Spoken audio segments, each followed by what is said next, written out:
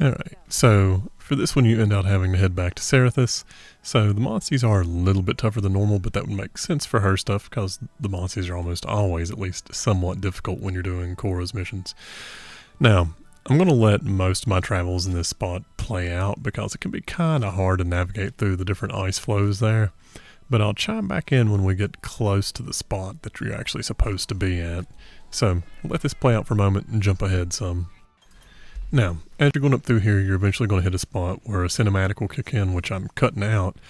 And then once the cinematic's over, you basically immediately turn right. And if you look on the mini-map, you can see a little place where everything's kind of hooking over to the right.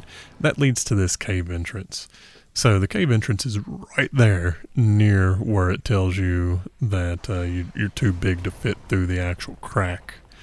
So just turn right around, hop just around the corner, and you're there. And same rule as normal. Try to find the orange rocks and navigate your way through the cave system. There's nothing particularly special about it. You'll pick up a few little things here and there, and there's plenty of things to fight if you actually want to fight, so I would suggest doing that some if you can.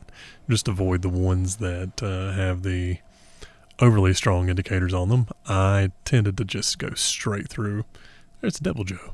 He's a fun guy to avoid, but anyway, I'll let this play out as much as possible because these caves can be a little bit confusing, and I'll meet back up with you in just a moment to drop an extra save.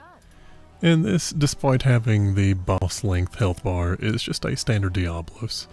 So, take it out the same way you would any of the other ones that you fought out in the field. Not a particularly difficult fight. It gets a little annoying whenever it decides it's going to dig underground and try to dodge a good chunk of your attacks.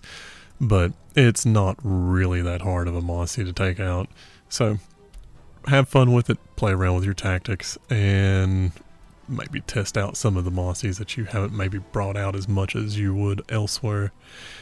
But where I like using the hammer, I took out the horns first. If you've ever wondered what my order of weapon rotation is whenever I'm doing fights that aren't like requiring that I fight particular parts, generally I use the weapon I enjoy most first, and then I rotate into the other ones. So I found myself really enjoying hammer in Monster Hunter Stories 3, so I generally start out trying to break the parts that let me use hammer. In this case, for Diablos, that's right off the bat, you can use it. So that's what I stick with. So let the fight play out, meet back up with you when we're talking about the rewards. And this unlocks Garen Golem for Kora, which I'm glad to see it get some spotlight in Stories 3, because when it did pop up in